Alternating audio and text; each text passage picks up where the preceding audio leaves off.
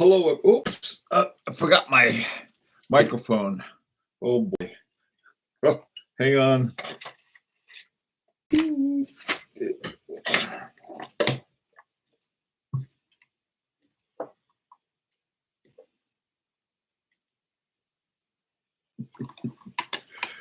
Oh man.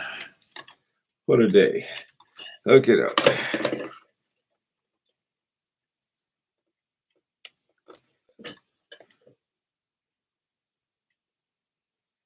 Good. Okay. Is everything working all right now?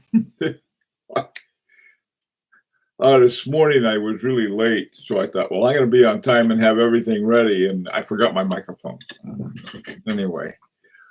Oh, well, let's see what we got here. Hi, Geezer. How you doing? And speaking Latin. Okay. Truth Fear it must have been a Latin joke because Truth Fear Guilty is laughing at it. Hey, TG. Hey, Bruce. Underachiever. Good to see you. Hi, Williams Watches. Orange hand. Orange hand. Now, what has an orange hand?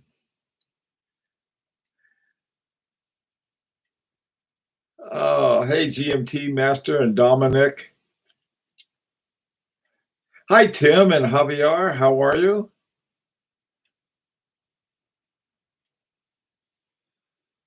Hey, Watch Crazy and Level 11. How's it going, guys? And Blake. Hi, Blake. Mark, good to see you. More of a better time of day, I think, for you, Mark. Oh, boy. Well, let's see where we are with lots of stuff. We had on my way to work. Nuts, underachiever. Well, enjoy work. Hey, Junior. Underachiever, is that work at home or work at work?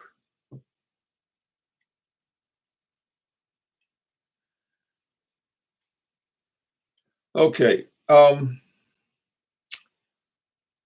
Hi, Mark.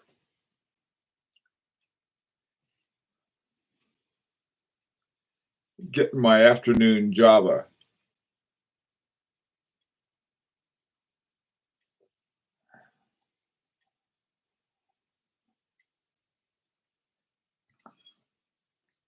Riding a motorcycle with a mechanical watch. I don't know why. There was a thing that I had read that was sort of brought out a lot of things that were nothing more than urban rumors for people who were concerned about their watches. And one of them is don't clap because this will mess up your watch. Well, sort of the urban legend said, nah, I mean, if your watch is so fragile that if you clap, more of a problem with the watch than the clapping. So anyway, it's one of those things that same thing with a motorcycle. I wouldn't worry about it, especially if you have a self winder run.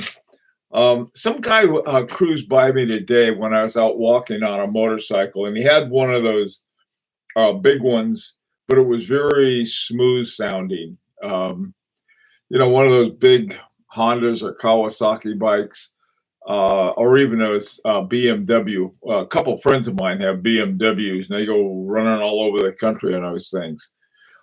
So I think now, if you're riding a motorcycle and you're doing, we used to call it tule hopping. We'd go out in the desert on our motorcycles and bam around.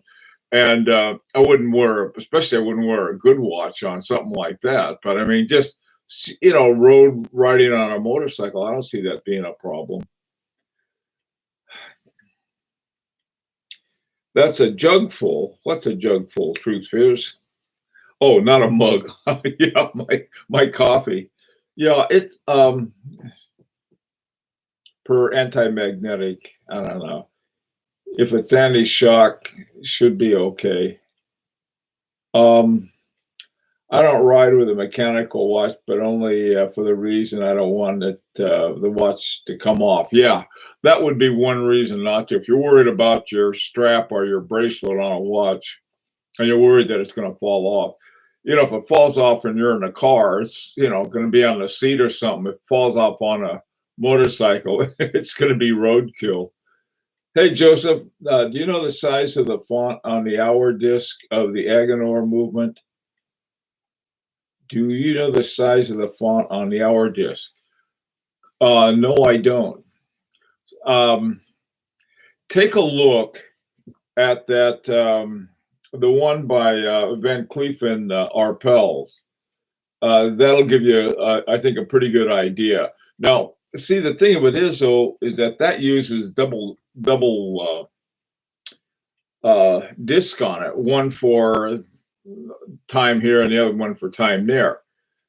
On the one that we're getting, I don't know. I don't know what they have to do. In fact, we may get our own design movement, which would just freak me out no end.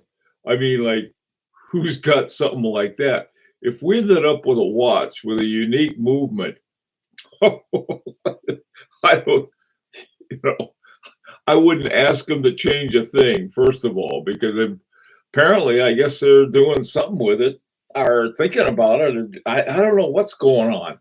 I would love to find out, but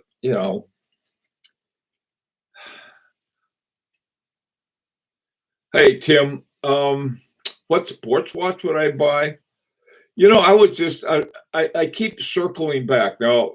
For a sports watch, I'm really not. I mean, depending how sporty you are, I think if you're really sporty and doing stuff, something like a G-Shock is what you need. On the other hand, if you want sort of like a luxury sports watch, by far to me the best deal, the best buy, the best everything is the and most underappreciated is the Vacheron Constantin Quadrille.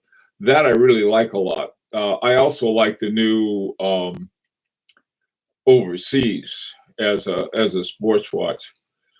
Now if you're talking about a field watch, that's something else again. For a sports watch, it depends, what you're going to do with it. If you're doing some timing, like like a sort of a sporty, that kind of thing, and you need a chronograph. Um, I if I were going to do it, in particular, I needed that. I might go with something like a Pershing. I haven't liked the Pershing, the Parmigiani Pershing, because the they got the back covered up and stuff. But that watch is so well made and so unpopular at the same time. The price is really great right now. So you can pick one of those things up for around $5 or so, I think. That would be probably what I'd get for something that I was really going to use as a sports watch for. But for the kind of sports that I do, this is it. I'd probably go for a Quadrille. That's just me. How long do you have to post our design? Oh yeah, right. Okay, well I'll get to that in a second, Mark. That's a good question. Okie doke. Let me see.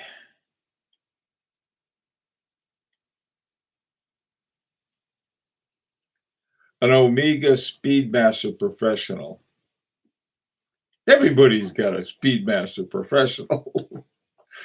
One I saw that I like is a Roger Dubuis Sport. That's another one I like. Now it has what's called, I think, an RD, an RD57, and the RD50 caliber RD57 is really, I think, a Lamania. Some of the first ones that Roger Dubuis did was he and his partner, who wasn't a watchmaker, used a lot of existing movements and until he developed his own. Uh, I only have trusted a Rolex back in the day, but I stopped that. They saw clock my bike there. They just do with the clock of my bike dash. Eating beans and taking watches and talking watches. I said, okay.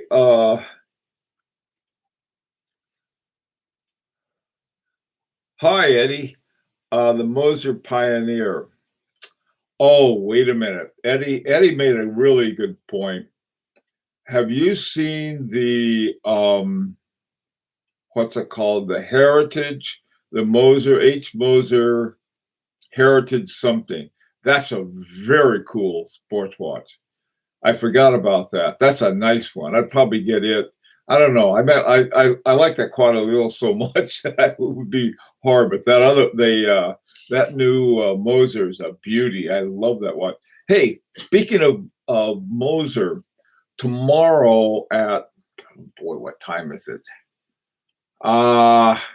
It's on. I think it'll be 11 a.m. Eastern time. There's going to be a live chat thing with Edward Milan of H. Moser, and it's going to be on Instagram. So if you want to see that and you want to ask questions to Edward Milan, check it out. Hi, James, too. How you doing?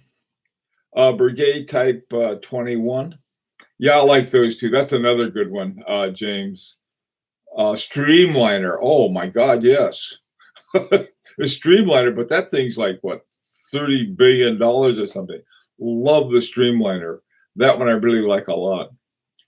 I did mess up my bike once, although it was only a minor cosmetic damage. It really gave me the spirits.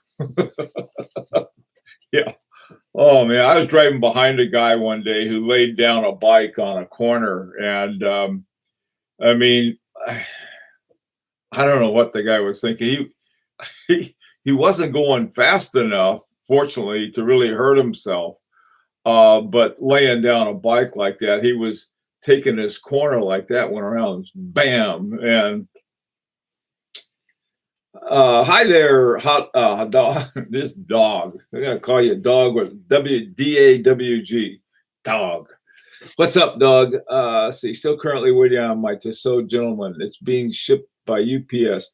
Their service so far has been horrible. Its delivery date is late by 3 days. Hey, by the way, dog and everybody else, that's a good point. I'm glad you brought that up, and I'll tell you why. Everything is late. They've gotten to the point where they really have a problem because everybody's in quarantine, including the delivery guys, and so they're trying to hire people, and I don't know. It's really rough, extremely rough. So you know, that's just the way it is right now, and that's because of the pandemic. There were some here in the U.S. The states sort of open when they get antsy enough. There was no planning, and so we find ourselves in a big mess. And so then their rates have gone up. I think Georgia's went up by 62%. Crazy stuff that people are doing, but let's not talk about that. We have to live it, so let's not talk about it. Okay. Only 100 made. Yeah. That thing is. That is like I like everything about the Streamliner. Of the price here, you get an Agongraph movement, and that's been modified to fit what they wanted. So that was pretty cool.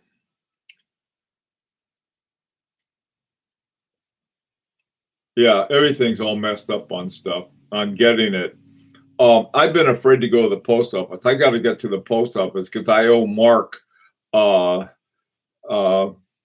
I don't want to call him Mark on a corner. Mark J. I owe Mark J a watch, and I haven't gone down to the post office. Not that I can't do it, nor have the time, but um, post office in our town is people use it for a bank. They use it for everything, and it tends to get crowded. And I might try to make a run down there early in the morning and get some of those shipping bags, and then we're having another contest now, and what I'll do is I'll grab some shipping bags and some labels and then type them up here at home, or actually write them up.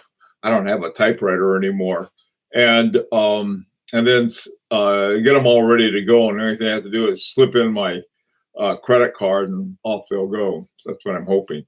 And they'll be late too, for probably every time we get something. My wife had ordered something and it said it's arriving late, so it'll be here before 8 o'clock.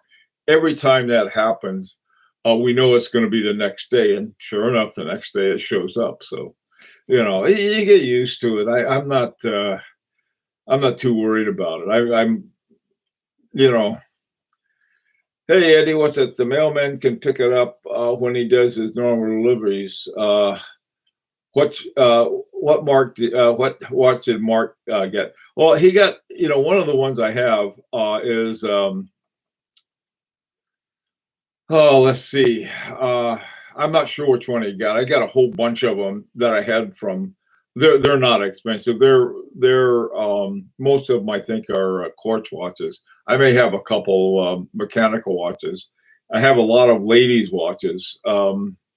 So these are ones they sent me to review, and so I did it. And they're couple $100 watches. They're not like a mechanical watch or anything like that.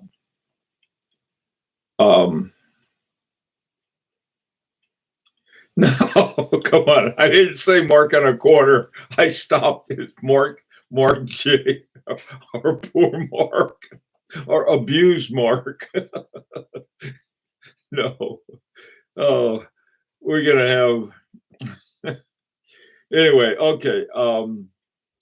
Created by Trumpanzee and supported by Chimpanzees. Okay, come on now. We got to. God, I tell you. We got to. Uh-oh. Hey, there's a telemarketer on my phone. I forgot to turn it off. So I'm going to turn him off and everything else. Sorry about that. Oh, no, my telemarketer didn't get through. Poor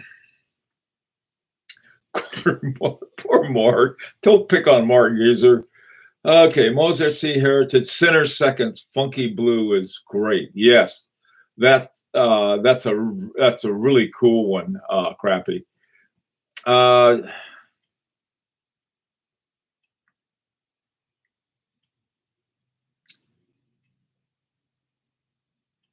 What?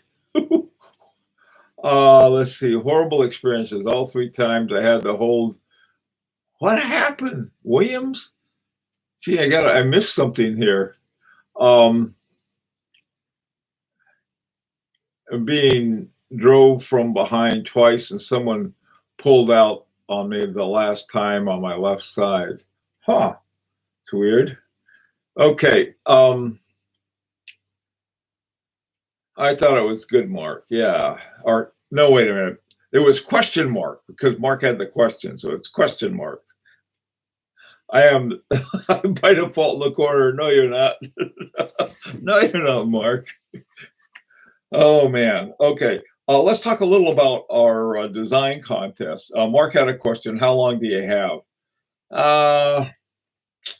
Let's see. How about June 1st? Okay. What is it? Today's May 12th. I'll give you plenty of time. All right. So I wanted to talk about that with you. Did I show you this the last time? This we had talked about the golden ratio, and another way of describing it is sort of like in a Fibonacci sequence, and that is often in It looks like a shell from a snail or a snail shell, something like this. And that's correct. And the other thing is that it's also true in nature, which is that's why I like the whole idea of phi, is that phi is as an irrational number. You can pick that thing up and describe any snail shell, or well, they have some other fancier ones they don't call snails. But here's an example. I think, who gave this to me? I forgot. But they wanted to show where the golden ratio was in the, I think it's Zaza-Lacoutre reverso. I think that's what this is. Anyway, send it to me. But that's how it's used in design. This is the one that I had yesterday, where you have phi as the square root of 5 plus 1 divided by 2, and it ends up to be 1.618. It can go on forever, just like a pi can, a pi value.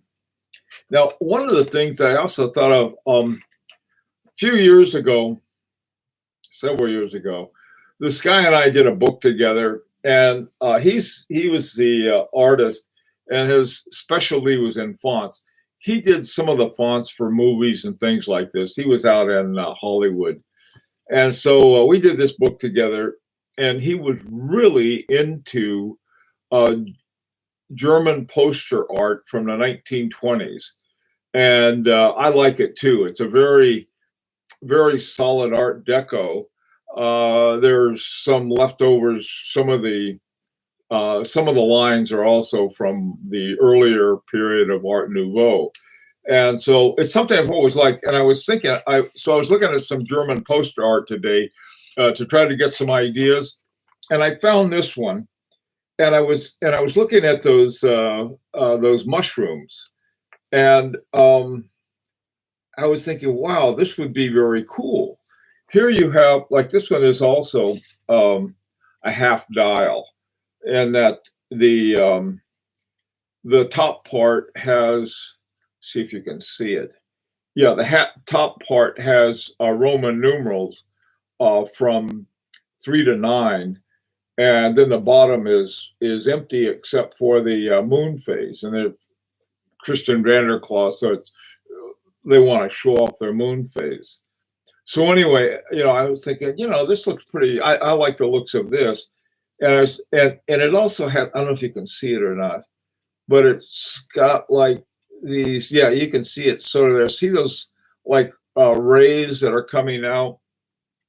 They come out from the bottom here and go up like that, and it looks sort of cool, really. You don't see it all the time, but it's one of those things that, when you look at your watch, it'll flash for you.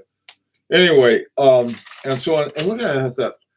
I'm going to take these mushrooms and see if I can put those at the top of the dial just to see what it would look like.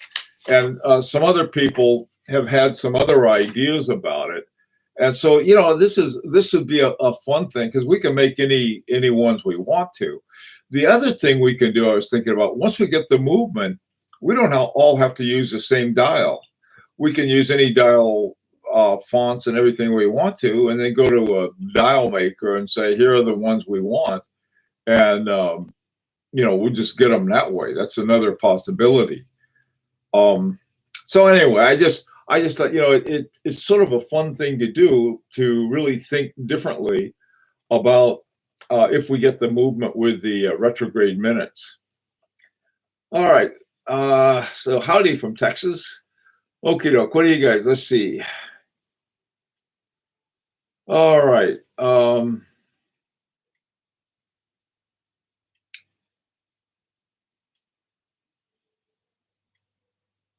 One of your watch pet peeves. Speaking of fonts, it is just me who finds the typography of Paddock World Times laughable. World Times. There's one geezer that I really like, and I don't know. I hope it's not the one you think is laughable. What a grouch. They had they had one of their designers sort of do a mock-up for them, and it was so cool. They kept it as the font. I'm not sure what the World Timer looks like that you're talking about, though. So I'm not sure prices. I'll take a look at it. Let's see. Orange Hand. Actually, so I mixed them up. Okay, I'm just drinking wine. Fun fact, an Apollonian gasket with 2 center circles looks like a large Zeitwick. That is a fun fact. No whining here, Mark. No whining. That's true. No whining. Orange Hand, I mix them up with Timeless. All right. While we're talking about fractals. Okay. Hey, howdy, what's going on? Let's see. Do you remember your first watch ever? Probably a Timex. That was probably my first watch. Wore those Timexes. They'd keep great time and they'd break. I just get another one. Let's see. That's a 5212, not world time. So the one that's 5212 is the one you don't like, or the one you do like. These are merchants in the U.S. Hey, Raj. Pet peeve is the manufacturer. You bet. That's nothing. That's a dog to beat. I'll put it that way, Roger. Not a pet of mine. Please keep your time for sending my watch, and don't send me a FPJ Renaissance by accident. Okay, I'll try not to, Mark. Oh, okay. Was one you were talking about? Okay, yeah, where an employee did the typography and I kept it. That's not the one you don't like, is it, Geezer? The 5212. I don't know why. I really like that. It looks like that every one of them was done that way. Okay, you like it. Okay, good. Now we can talk again. Hey, Joseph, interesting new idea. Yeah, we got, the thing of it is that we have this is what's so fun about this. We don't have a bean counter saying, well, we did a survey and X, Y, and Z like it or not like it. We don't have to worry about, market research. We don't have to worry about focus groups. We are the focus groups. We don't have to worry about anything except having a watch that we want. And I think that, the more fun we have with it, the more we like it. That to me is, we don't get many shots at that. At least I don't. Well, the ones I make, but even the ones I make, though, I haven't yet gone to a dial maker and say, hey, this is the dial I want. Because the dial is, let's face it, this 90% of what you're going to be looking at.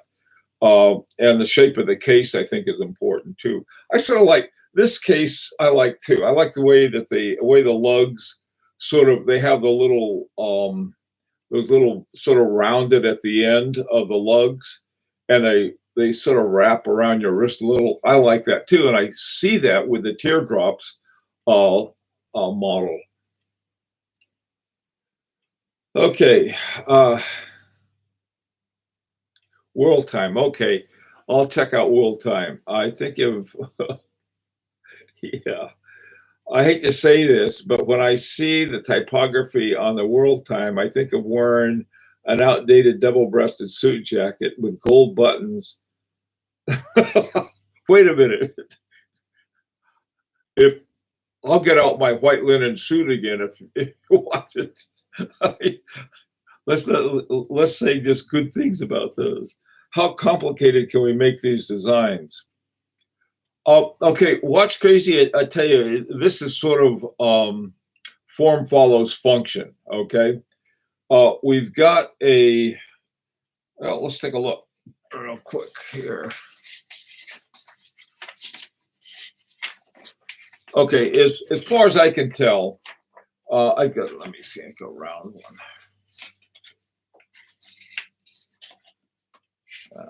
one. This will do. Okay, this was the original one that I did. Um, Basically, you've got you have to picture this in your mind. You have a retrograde that runs from 3 to 9 or 9 to 3, actually. It'll probably, I don't know. Yeah, it'll probably, if it goes clockwise, it'll go from 9 to 3 and then whoop back again. That's what retrogrades do. And then I imagine they're going to have what they usually have on calendar watches and similar things where the time comes up. So let me see if I can sketch this out real quickly.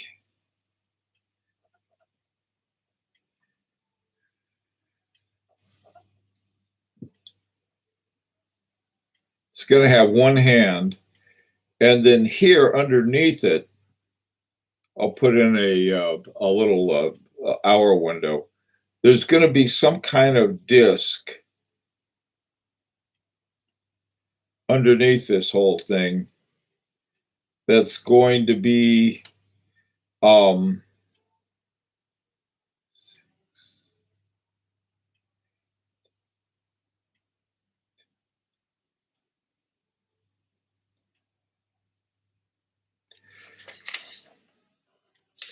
something like this. Here you're gonna, this whole thing is a retrograde up here, and this is sort of an underneath look. And here you're going to have some kind of rotating disc. I saw the Van Cleef and Arpels. I saw the movement for that, if I got the number on it. But they had two of these, sort of, I think they were now their retrograde was offset over around between 10 o'clock and 7 o'clock, somewhere like this, more on the side. And then up here and down here, they had their jumping hour window. And so I think that's what we're going to get, but I don't know yet. It's like, like I don't know what they're working on. I just don't know because I haven't found out yet, but apparently they're trying to give us something. See the hour here and hour there, I think that's like 44, 45 millimeters. And I had told the guy, I said, well, we'd like it 40 millimeters. And so, I wrote everything down. And I think, pretty much what we had talked about. And we'll see what happens. Bezel doesn't look aligned. Okay.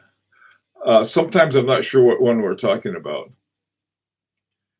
Okay, let's see now. Pablo Picasso would be proud of that one. Which one? Oh, mine? I'll sign it. It is confirmed that we could get a jump hour. As far as I know, Eddie, I don't, I don't know anything other than the fact that I wrote down what we'd like. I had two options. These are exactly the ones we talked about. Remember, we talked about, okay, just a regular, watch. Where is a regular one? And we were sort of looking at I was looking at a primarily, let me get a watch thing here. Okay. All right. For the retrograde, this was where we started. All right. And as you can see, the retrograde on this one, well, it looks like it goes from about, let's see, I guess that's 11, and that'd go down to around 4 or 5 here. No, it's not right. That would be, yeah. Okay, now this is it. This is up here. This is around 10 or 11, and then it goes down here to about 5. And then you have about 4 and 11 o'clock, you have the windows. And then you have in the middle, right here, you have the hand that does the minutes. Okay, now the one that that we're talking about is very similar in that it's got a window at the bottom, and the retrograde is from 9 to 3 rather than from about 11 to 4. Okay. So that's where we are on that. Now, the other option, let me see if I can find it. We were talking about the, oh, yeah. This is something, I don't know if I showed you this or not. But one thing I was focusing on was really sort of the font and the overall design. But one thing I really like, and I wanted to, because Bruce really likes the Breguet hands. Now these they have bigger moons on them, and this is a Kerry Wooten Lonan watch, and you can see, it's exactly the same case that Ophium has used, and by Wooten Lonan and Kalin, and there's no doubt that that's where this one came from. Except this one costs $70,000 for the whole watch. And so I guess the other option that we're dealing with is, let me see, something. Oh, this was one of the versions we had. This was, just sort of a plain vanilla three-hander. Okay. So those are the ones you're talking about. And I asked him, I said, could you give us a price on both of them? And and the last time I talked to him last week, I said, you got anything for us? And he says, no, give me some more time on it. So that's what we're doing now. Geezer, I hope you catch an allergy from goat curry. Hey, and that's something. How you doing? Guy thing, goat anything tends to be good as long as it was relatively young goats. Oh man, be nice to my goats. I've got all of the blossom. My trees are full of blossoms. I think I showed you this. This is my lilac. Lilac comes out for about a week and a half, and it just, boy, the aroma is great, but it doesn't last that long. We've got our lilac bush turned into a tree. We got this giant lilac bush, but they only come out once. Okay.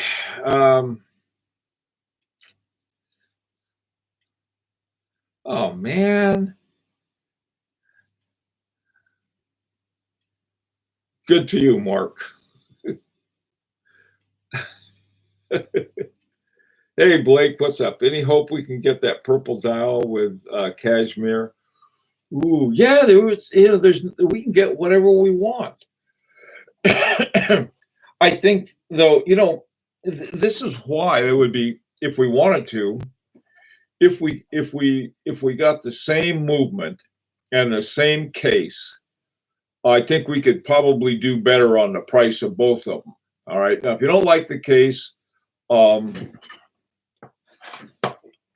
got tons of cases here that you can get a real inexpensive case, put in a really great movement, and then get a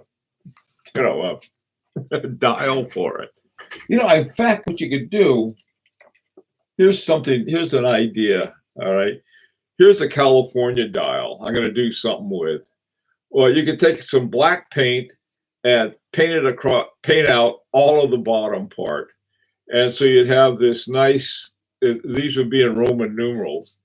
And then down here, you could take that, where that little hole is for the second hand, you could bore that out into a big hole and use it for the jumping hours. But why would you want to do that when you can do something else? I think this is a peg leg. Yeah, this is what I call a peg leg. One of the feet on this broke off. So, okay, how are we doing on time? Well, okay, we ran out of time. Anyway, I did put up the information about the contest on. Hi, Hans, how are you? I did put the information about the contest up on High Horology Lounge. And we had a few ones that started, and some people said they're going to do some really nice ones and so forth. So that'd be great. So we can, we can take a look at that, because see, the great thing about it is that what we're dealing with is really relatively simple. And we can either go with, like a, really clean Moser style design, or something like I had with that the mushroom or the California dial or something like that. It's up, we have a lot of options on it. And if the dial and the case, if the case and the movement fit well, and then we can, get the dial down to the right size. There's not, and the same with the hands.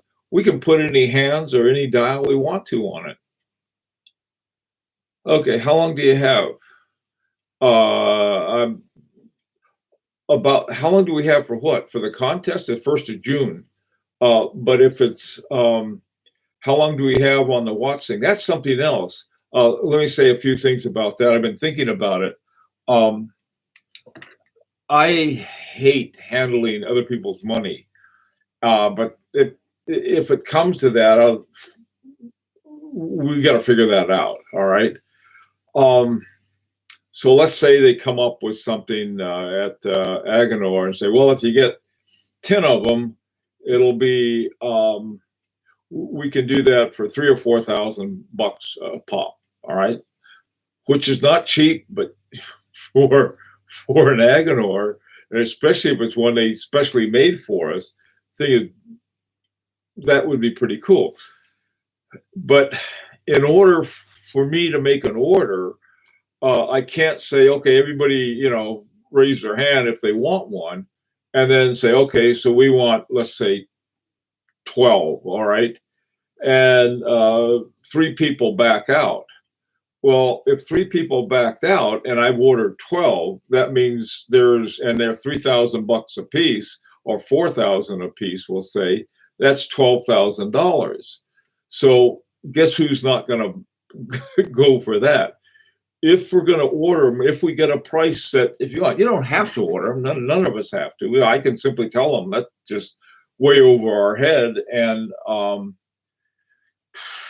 sorry, but that's just too much for us, and then negotiate from that point.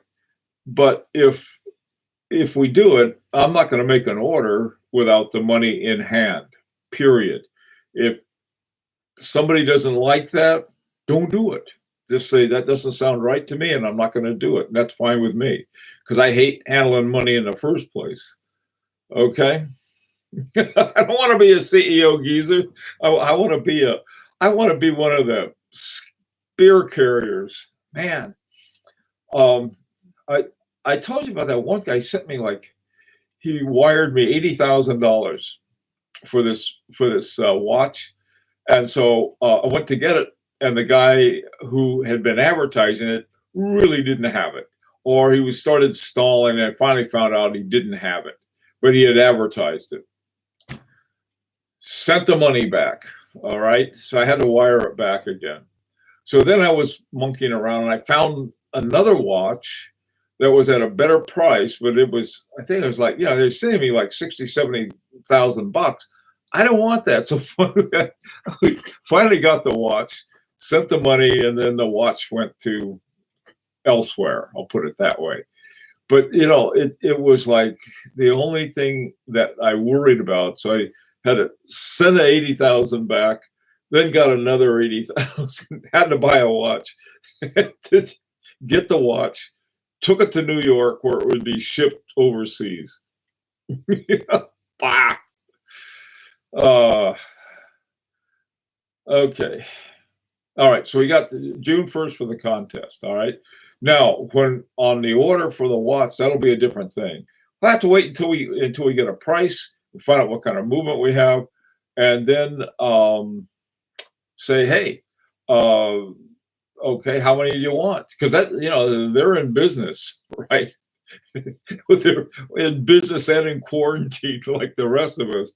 So, does that sound all right to everyone? If this is like the whole wrong movement, let me know. Man, and that's something, whatever. You guys help me figure this out because I don't like dealing with money. I don't like it at all. The only thing I know how to do with it is save it and spend it. But working these other deals makes me nervous. I don't even know how to work PayPal on getting money. I paid money out, so I'd have to figure that one out too.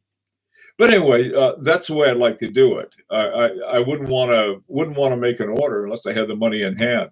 If somebody wants to add later, that's too bad because I couldn't. Unless they say, well, I would like to add one to the order or something like that. I don't think they. You got to be careful about that. All right. Well, listen, guys.